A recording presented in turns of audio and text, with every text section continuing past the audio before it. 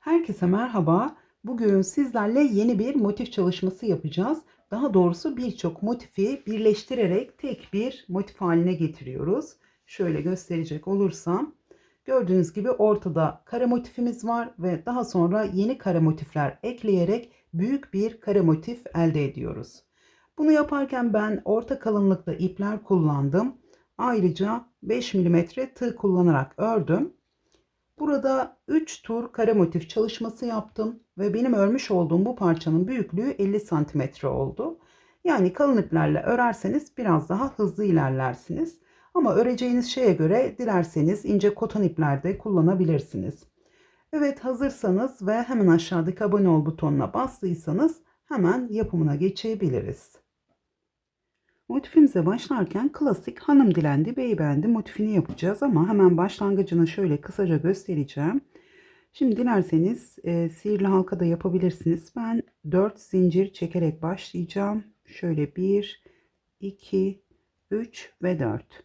Hemen ilk zincirin içine şöyle battım ve kaydırmayla kapattım. Şimdi 1, şöyle zincirimizi arada gizleyelim. 2 ve 3 zincir çektim. Halkamızın içine 2 ikili trabzan yapıyorum. Şöyle ikincisi. Arada 2 zincirimiz var. Şimdi 3 ikili trabzan.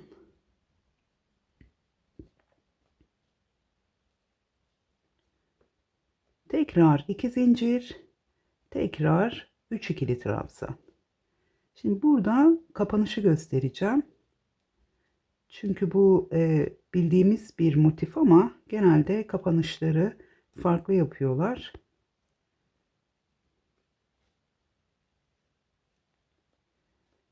Evet, şöyle son üçlü grubumda yaptım.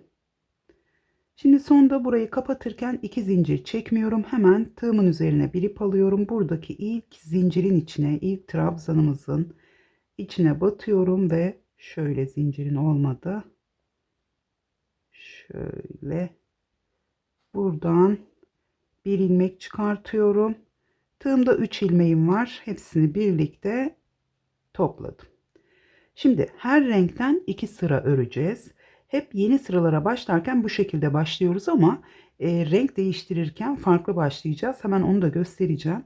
Şimdi şöyle hemen ben halkanın içine batıyorum. Buradan bir ilmek alıp 2 ilmeği birlikte topluyorum. Yani sık iğne yapıyorum. Daha sonra 2 zincir çekiyorum. Direkt 3 zincir çektiğimiz zaman bu arada boşluk oluyor. Ama sizler tabi direkt 3 zincir çekerek de burada başlayabilirsiniz. Şimdi 2 ikili trabzan yaptım. Hemen köşemizin yarısını yapmış oldum. Bakın burada zincirimizden sonra açıklık oluştu ama şöyle hemen karşı tarafa atladığım zaman kapanacak. Arada bir zincirimiz var. Sıradaki 2 zincir boşluğuna atladım. Köşe yapıyoruz. 3 ikili trabzan, 2 zincir ve 3 ikili trabzan.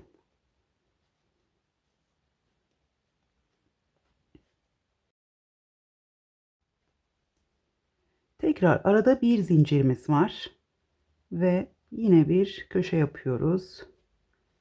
3 ikili trabzan, 2 zincir, tekrar 3 ikili trabzan.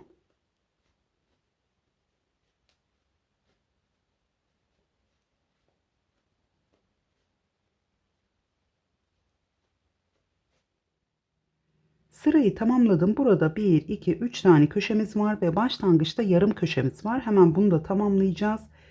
Burada bir zincirimi çektim.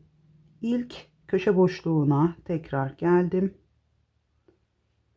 Şöyle buraya 3 ikili trabzan yapıyorum yine. 2 ve 3. Şimdi köşeyi yine aynı şekilde kapatacağız. Şöyle biraz ilmeğimi geniş almışım. Evet. Şimdi burada yine bir ip aldım. Hemen burada ilk zincirim. Bakın burada zincirimiz küçüldüğü zaman ben hemen biraz küçük bir tığ numarası alıyorum. Ve ilk zincirin içine battım. 3 tane ilmeğim var. Hepsini birlikte şöyle topladım. Bir zincir çektim. Ve burada ipimi şöyle kesiyorum. Hemen ipimi buradan çıkarttım. Şimdi bunu örerken üzerine gizleyeceğiz.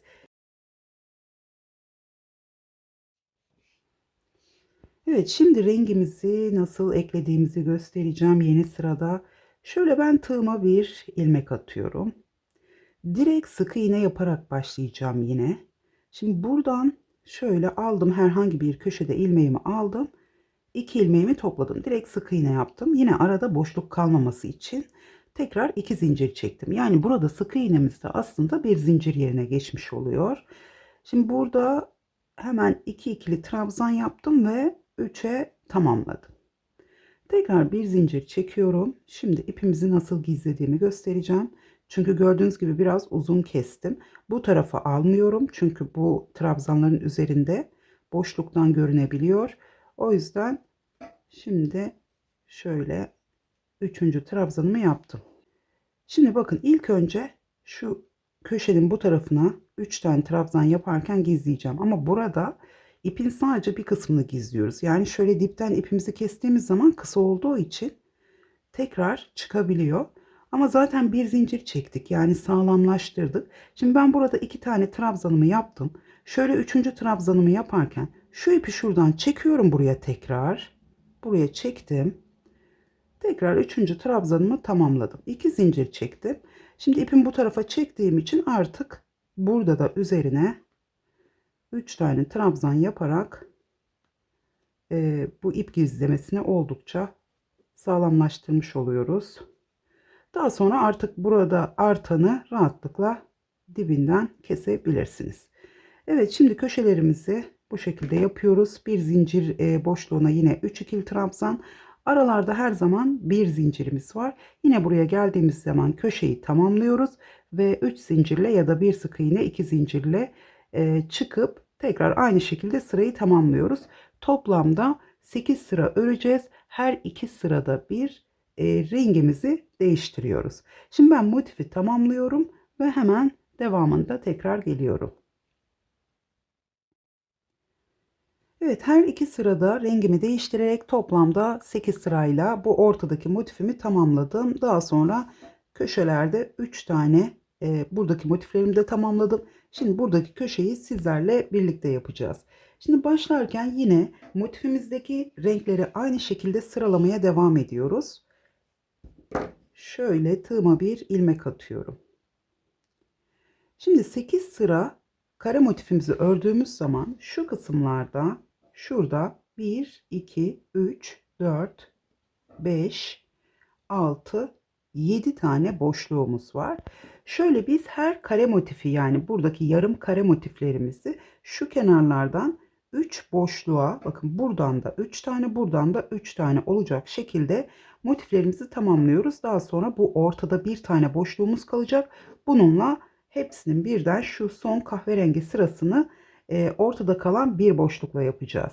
Yani sizler dilerseniz 8 sıra değil 10 sırada yapabilirsiniz, 12 sırada yapabilirsiniz ya da 4 sırada yapabilirsiniz. Ama bu aradaki boşlukların tek sayıda olması gerekiyor. Yani bu şekilde benimle birlikte yapıp mantığını çözdükten sonra ona göre sizler de farklı motifler yapabilirsiniz. Evet, şimdi burada köşemize başlarken hemen ilk köşe boşluğundan sonraki ilk boşluktan başlıyoruz. Diğer köşelerde de aynı şekilde. Şimdi buraya ben hemen bir şöyle tığım attığım ilmeğimle direkt sık iğne yaptım ve 2 zincir çektim. Sizler burada direkt ipinizi bağlayıp zincir çekerek de başlayabilirsiniz. Böyle daha sağlam oluyor.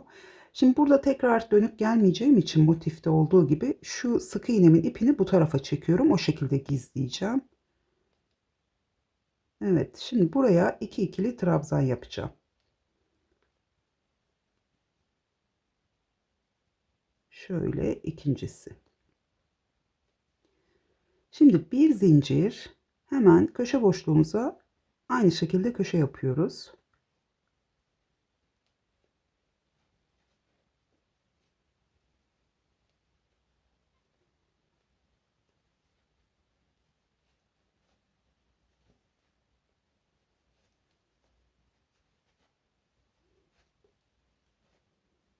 Tekrar bir zincir ve köşeden sonraki ilk boşluğa 3 ikili trabzan.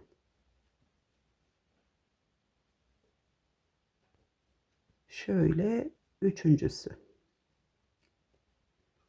Şimdi burada bir zincir çekiyorum ve tekrar şöyle terse döneceğim ve ilk boşluğun içine yine 3 ikili trabzan. Dönüşte bir zincir çektim. 2 ve üçüncüsü. Tekrar bir zincir ve köşemizi yapıyoruz.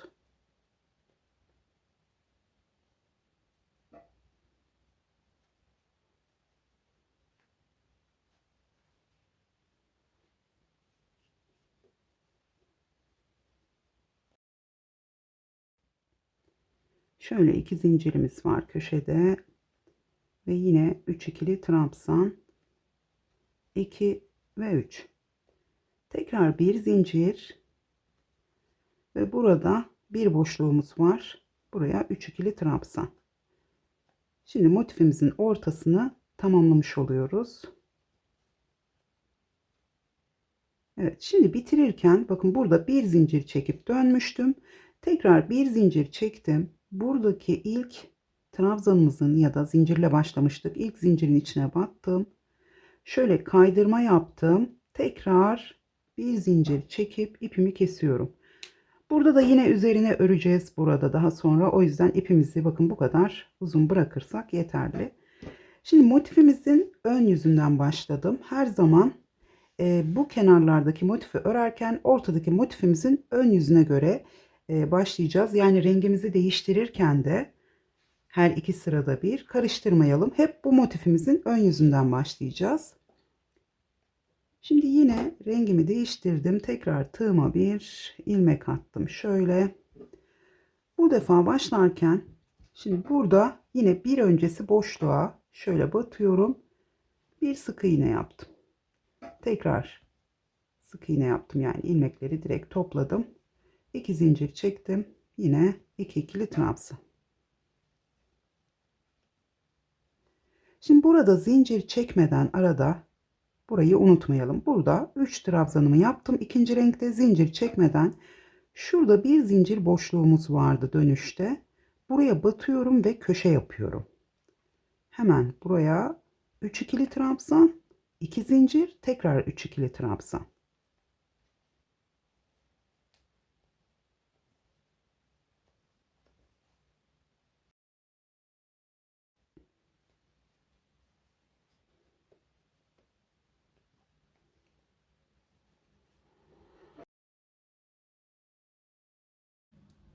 Evet, şöyle üçüncü trabzanımı yaptım. Bakın burası bu şekilde görünüyor. Şimdi tekrar arada bir zincirimiz var ve bu bir zincir boşluğuna yine 3 ikili trabzan.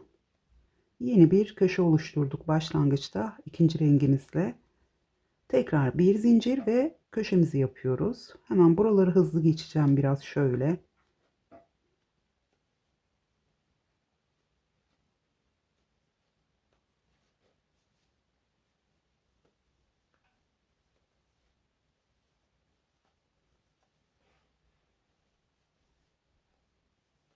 Tekrar bir zincir ve sıradaki bir zincir boşluğuna atladım. Yine 3 ikili trabzan.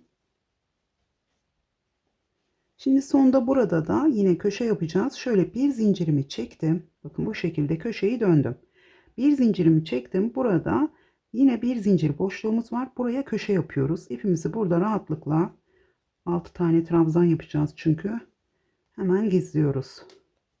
Tekrar 3 ikili trabzan, 2 zincir ve 3 ikili trabzan. Şimdi burası önemli. Yani burada ilk sırayı şimdi başlangıçta başladık. Buraya geldiğimiz zaman şu son köşemizi yaptıktan sonra burada zincir çekmiyoruz. Şu aralarda bir zincir çektiğimiz için unutmayalım. Burada zincir çekmiyoruz. Direkt sıradaki boşluğa atladım ve buraya 3 ikili trabzan yaptım.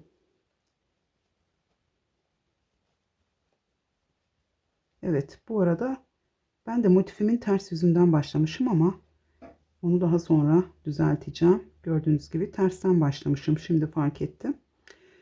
Evet, tekrar bir zincir çektim. Şöyle döndüm. Bakın bir zincirle döndüm. Hemen köşeyi tekrar edeceğim. Şöyle.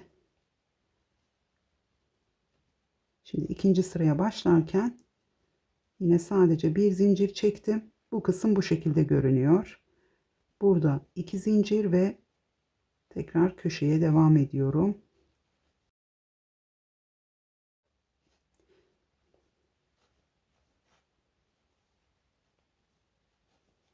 Şimdi artık burada köşeden sonra bir zincir, 3 ikili trabzan, bir zincir, 3 ikili trabzan, yine köşeyi yapacağız. Şu kısma geldiğimiz zaman hemen kapanışı göstereceğim.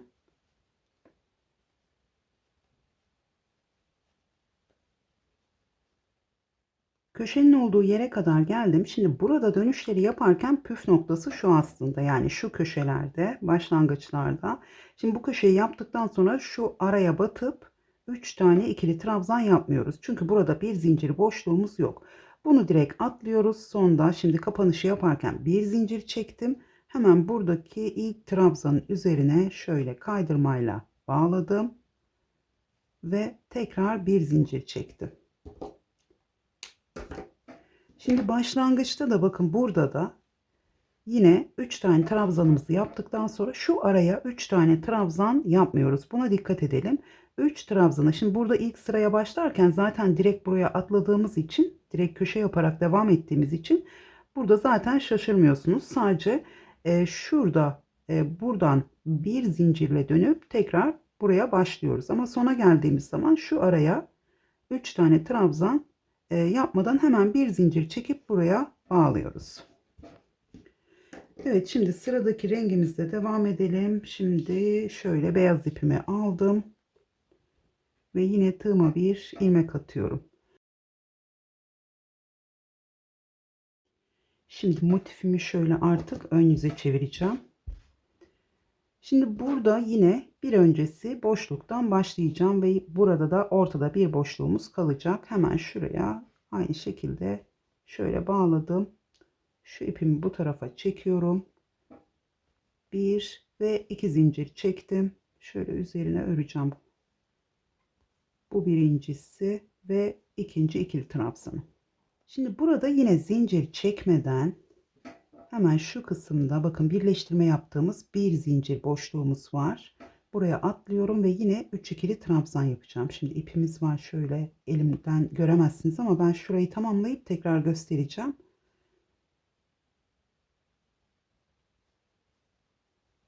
Şöyle 2 ve üçüncüsü. Evet. Bakın burada 3 trabzanımı yaptım. Zincir çekmeden bir zincir boşluğuna 3 ikili trabzan yaptım. Tekrar bir zincir, hemen köşeden devam ediyorum. Şimdi sona kadar aynı şekilde ilerleyeceğiz.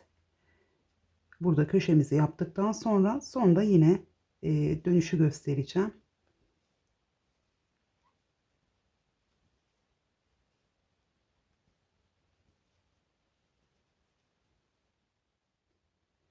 Üçüncü köşeyi tamamladım. Şimdi burada tekrar şöyle döndüğümüz zaman köşeden sonra bir zincir çekiyorum. Hemen şu bir zincir boşluğuna 3 ikili trabzan. 2 ve üçüncüsü.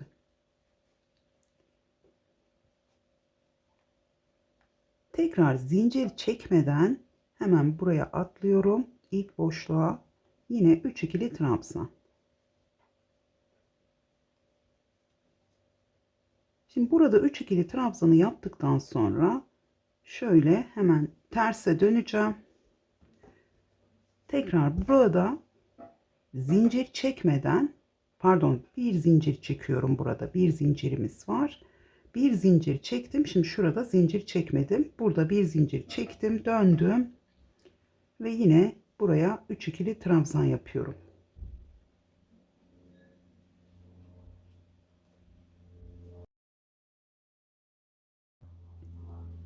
Tekrar bir zincir ve köşemize geldim ve köşe yapıyoruz. Şimdi bundan sonra aynı şekilde ilerliyor. Şöyle hemen göstereceğim. Burada köşemizi yapıyoruz, artık sıradan devam ediyoruz ve şu sona geldiğimiz zaman köşemizi yapıyoruz. Buraya 3 ikili trabzan, Şu kısma bakın, buraya 3 ikili trabzan yapmadan şurada 3 ikili trabzan, bir zincir, hemen buraya kaydırmayla bağlayıp bir zincir çekip kesiyoruz. Bu sırayı tamamladıktan sonra artık tamamına, bütün motiflerimizin kenarına kahverengi iple son sıramızı yapacağız. Evet, sırayı tamamladım. Burada 3. köşeyi yaptıktan sonra yine bir zincir, 3 ikili trabzan, tekrar bir zincir çektim. Şu araya 3 ikili trabzan yapmadan hemen ilk trabzanın üzerine kaydırmayla bağladım ve bir zincir çekip ipimi kestim. Şimdi son sıramızı yapacağız. Bu son sırayı yaparken bütün motifleri birbirine birleştirmiş olacağız. Yine motifimizin ön yüzünü koydum. Bakın bu şekilde başlarken hemen şöyle kahverengi ipimi aldım. Tekrar tığıma bir ilmek atıyorum. Şimdi bu son sıraya başlarken herhangi bir şu köşemizden, bakın buradaki şu köşeden başlayacağım.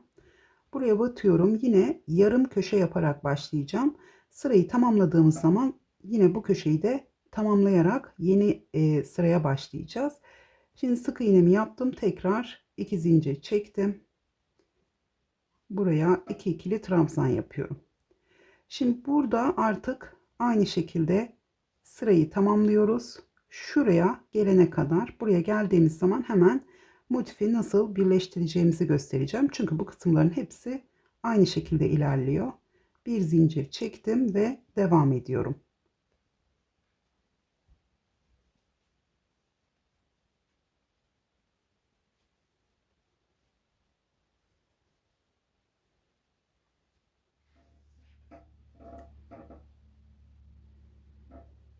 Sırayı tamamladım. Sona geldiğimiz zaman burada son 3 ikili trabzanımı yaptıktan sonra zincir çekmeden şu arada kalan bir boşluğumuz vardı. Hemen buraya atlıyorum ve yine 3 ikili trabzan yapıyorum.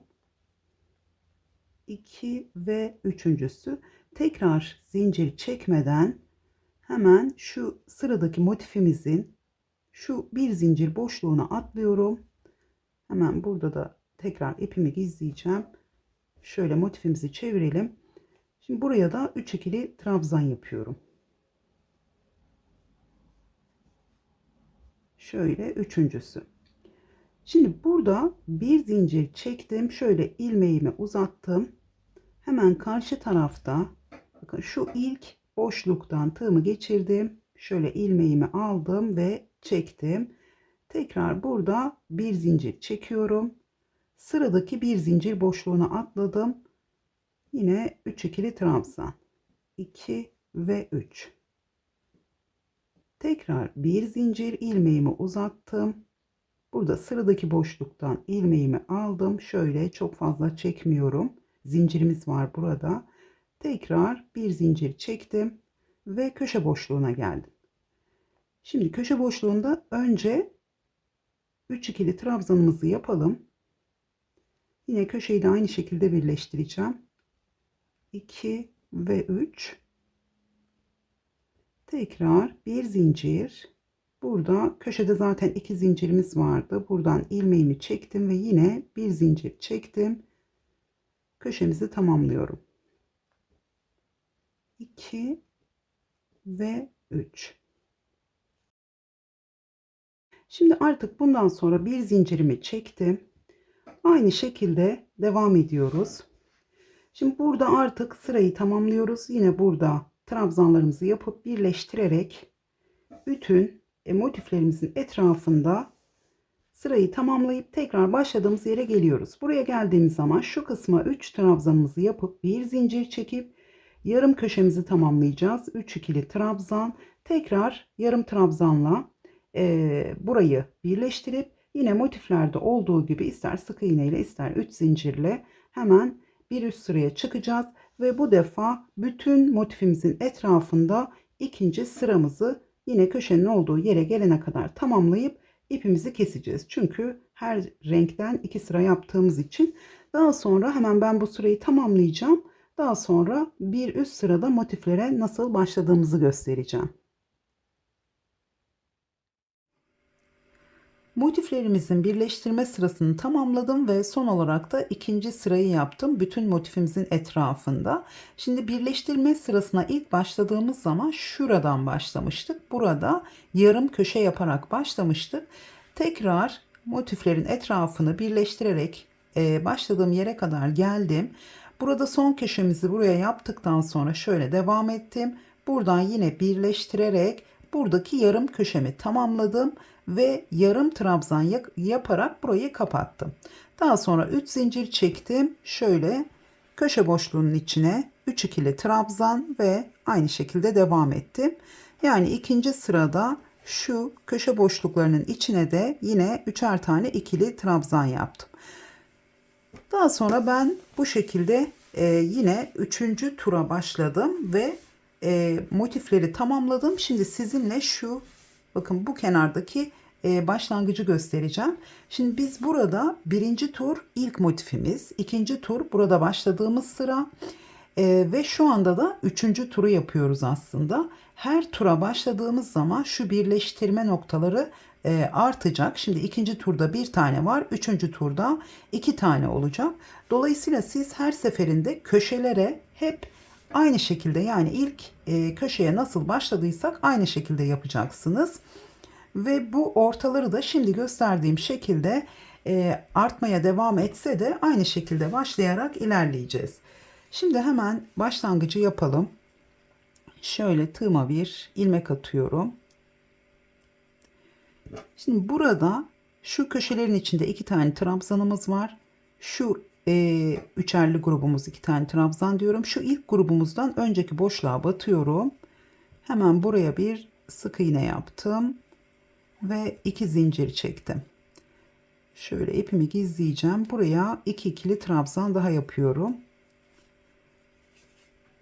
Şimdi burası biraz daha köşelere göre farklı başlıyor. Buradaki yarım motifimizde sadece iki köşemiz olacak.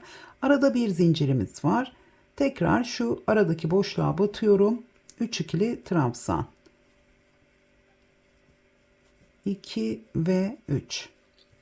Tekrar bir zincir ve sıradaki boşluğa yani 3 tane boşluğa yapıyoruz. 3 ikili trabzan. Yine aynı mantıkla ilerleyeceğiz. Bir zincir çektim ve hemen benim motifim tabi biraz büyüdü. Şöyle çevirdim.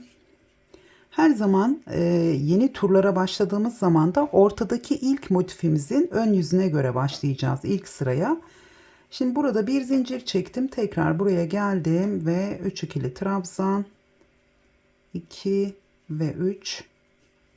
Tekrar bir zincir ve 3 ikili trabzan. Şimdi bu rengimizle 2 sıra yapıyoruz. Bir zincir çektim. Hemen burada ilk başlamış olduğum trabzanın ya da şöyle zincirimizin şöyle ilk zincirimizin ters olduğu için buradan bir ilmek çıkardım ve kaydırma yaptım. Bir zincir çektim. İpimi kesiyorum. Sadece ikinci sırayı göstereceğim. Çünkü üçüncü sıra zaten köşelerde yaptığımız gibi. Şimdi yine pembe rengimi aldım. Yani ikinci rengimizi. Şimdi burada yine kenardan bir boşluk geriden başlıyorum. Şöyle tığıma bir ilmek attım. Bakın burada bir boşluk geriden başlıyorum. Buraya bir sık iğne yaptım. 2 zincir çektim ve yine 2 ikili trabzan.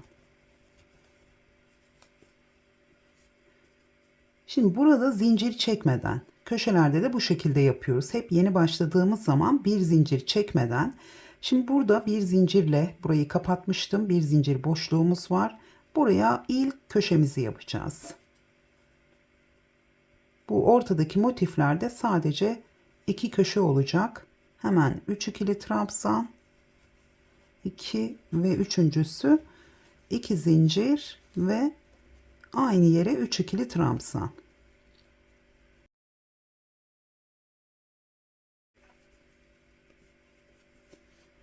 Şöyle üçüncüsü. Tekrar bir zincir, hemen sıradaki boşluğa 3 ikili trabzan ve 3. Tekrar bir zincir ve burada hemen kapatırken bakın bir zincir boşluğumuz vardı. Buraya tekrar köşe yapıyoruz.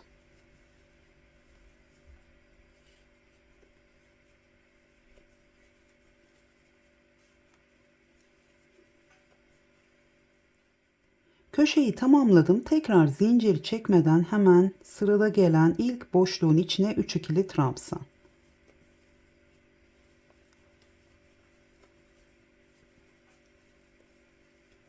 Tekrar bir zincir. Şimdi buradan sadece 3 ikili trabzan yaptığımız zaman bir zincir çekiyorum ve terse döndüm.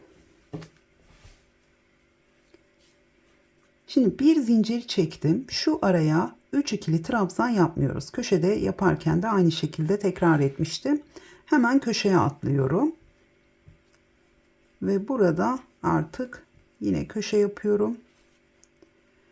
Şimdi bir zincir çektiğimiz yerlere her zaman trabzan yapıyoruz. Böyle de aklınızda kalabilir. Şimdi burada bir zincirimiz olmadığı için buraya atladım ama yeni tura başladığımız zaman şu kısımdan buraya 3 ikili trabzan, daha sonra buraya da zincir çekmeden 3 ikili trabzan yapacağız. Hemen burayı tamamlayalım. Ben diğer tamamladığım kenarda göstereceğim size. Şöyle üçüncüsü. Tekrar köşemizi yaptım. Bir zincir ve arada 2 tane bir zincir boşluğumuz var. Yine 3 ikili trabzan. Tekrar bir zincir ve 3 ikili trabzan. Tekrar bir zincir ve şimdi köşe yapıyoruz.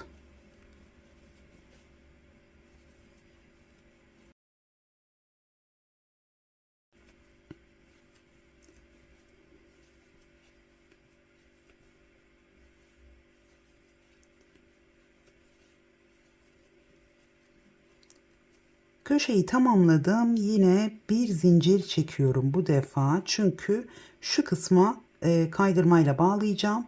Bir zincir çektim. Buraya trabzan yapmıyorum. Hemen buraya battım ve bir kaydırma yaptım. Tekrar bir zincir ve ipimi kesiyorum. Evet, bu şekilde. Şimdi yenisine başladığımız zaman buradan bakın ipimizi bağlayacağız. 3 ikili trabzan, arada zincir çekmeden hemen buraya geleceğiz. 3 ikili trabzan, tekrar köşeyi yapacağız. Buraya geleceğiz. Köşeyi yaptıktan sonra şu bir zincir boşluğuna 3 ikili trabzan, daha sonra zincir çekmeden buraya 3 ikili trabzan, tekrar bir zincirle şu kısımda olduğu gibi bir zincirle döneceğiz ve ikinci sırayı tamamlayacağız. Hemen şöyle köşede de şurada da bakın bitmiş olan kenarda da bakabilirsiniz. Bu şekilde. Şimdi burada bakın 3 tane ikili trabzanımı yaptım. Bir zincirim var burada. İlk sırada şuradan zincir çekmeden bir zincir boşluğuna trabzanımı yaptım. Burayı tamamladım. Geldim. 3 ikili trabzan. Daha sonra zincir çekmeden buraya ilk üçlü grubu yaptım. Zincir çekerek yani bir zincir çektim. Tekrar aynı şekilde devam ettim ve sona geldiğim zaman burada da bir zincir çekip tekrar buraya bağlıyorum. Yani kenarlarda nasıl başladıysam ya da buradan bir zincirle döndüysem burada bitirirken de şimdi tersi düzü genelde bu tarafta bitiriyoruz. Bakın iplerimiz hep burada. Şimdi burada bir zincirimiz olduğu için burada da yine bir zincirle buraya kaydırmayla bağlıyoruz. Yine köşelerimiz ilk başta yapmış olduğumuz gibi aynı şekilde köşemizi yapıyoruz. Yine hep iki motifin arasında bir boşluğumuz var ve kenarları yani şu birleştirme sıramızı yapmaya başladığımız zaman da şimdi şuradan herhangi bir köşedeki motifimizin bakın bu ilk köşesinden yarım köşe olarak başlayacağız. Buradan birleştirerek devam edeceğiz. Evet, umarım anlaşılmıştır. Çünkü buradan da tekrar başlayıp gösterdiğimiz zaman videoyu oldukça uzatmış olacağız. O yüzden eğer takıldığınız yerler varsa tekrar aynı yere videoyu çekerek izleyebilirsiniz. Evet, modelimizin anlatımı bu kadar. Umarım beğenmişsinizdir. Beğendiyseniz beğen butonuna basmayı ve yorum bırakmayı unutmayın. Tekrar görüşünceye kadar hoşça kalın.